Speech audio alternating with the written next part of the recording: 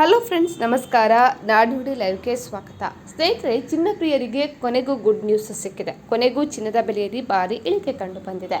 ಹಾಗಿದ್ರೆ ಎಷ್ಟು ದರ ಇಳಿಕೆಯಾಗಿದೆ? ವಿಡಿಯೋವನ್ನು ಪೂರ್ತಿಯಾಗಿ ವಾಚ್ ಮಾಡಿ.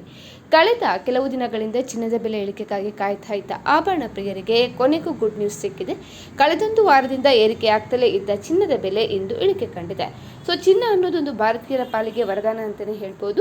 ಚಿನ್ನಕ್ಕೆ ನಿರೀಕ್ಷೆಗೂ ಮೀರಿ ಬೇಡಿಕೆ ಇರುವುದರಿಂದಲೇ ಅದರ ಬೆಲೆಯು ಆಕಾಶದತ್ತ ಧುಮುಕ್ತಲೇ ಇರುತ್ತೆ.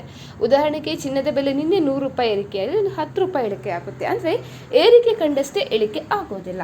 ಆದರೆ ಈ ವಿಪರೀತ ಏರಿಕೆ ಕಂಡಿರುವ ಚಿನ್ನವನ್ನು ಬಡವರಂತೂ ಖರೀದಿಸಲು ಸಾಧ್ಯವೇ ಇಲ್ಲ ಎಂಬ ಮಾತಂತಾಗಿದೆ. ಈ ನಡುವೆ ಇರಾನ್ ವಿರುದ್ಧ ನಡೀತಾ ಇರುವಂತಹ ಇಸ್ರೇಲ್ US ಸಂಘರ್ಷದ ಮಧ್ಯೆ ಚಿನ್ನದ ಬೆಲೆಗಳು ಏರಿಳಿತವನ್ನು ಕಾಣುತ್ತಲೇ ಇವೆ.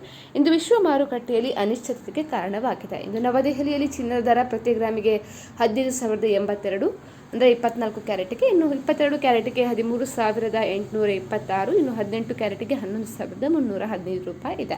ಮುಂಬೈಯಲ್ಲಿ ಚಿನ್ನದ ದರ ಪ್ರತಿ ಗ್ರಾಮಿಗೆ 15,067, 24 ಕ್ಯಾರೆಟ್ಗೆ, 22 ಕ್ಯಾರೆಟ್ಗೆ 13,811, 18ಕ್ಕೆ 11,300 ರೂಪಾಯಿ ಇದೆ.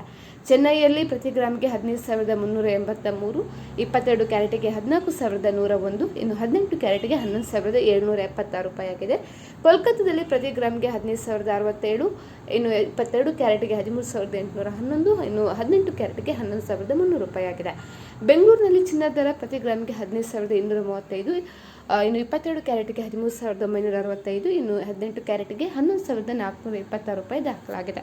ಈ ಮೂಲಕ 24 ಕ್ಯಾರೆಟ್ನ 1 ಗ್ರಾಮ್ ಚಿನ್ನದಲ್ಲಿ 38 ರೂಪಾಯಿ ಇಳಿಕೆ ಕಂಡು ಬಂದರೆ, 22 ಕ್ಯಾರೆಟ್ನ 1 ಗ್ರಾಮ್ನಲ್ಲಿ 30 ರೂಪಾಯಿ ಇಳಿಕೆ ಆದರೆ, 11 ಕ್ಯಾರೆಟ್ನ ಚಿನ್ನದಲ್ಲಿ 29 ರೂಪಾಯಿ ಇಳಿಕೆ ಕಂಡು ಬಂದಿದೆ. ಅದೇ ರೀತಿ ಬೆಳ್ಳಿಯ ಬೆಲೆಯಲ್ಲೂ ಕೂಡ ಏರಿಕೆ ಕಂಡು ಬಂದಿದ್ದು, 1 ಗ್ರಾಮ್ ಬೆಳ್ಳಿಯ ಬೆಲೆ 5 ರೂಪಾಯಿ ಏರಿಕೆ ಕಂಡು ಬಂದು 255 ರೂಪಾಯಿ ದಾಖಲಾಗಿದೆ.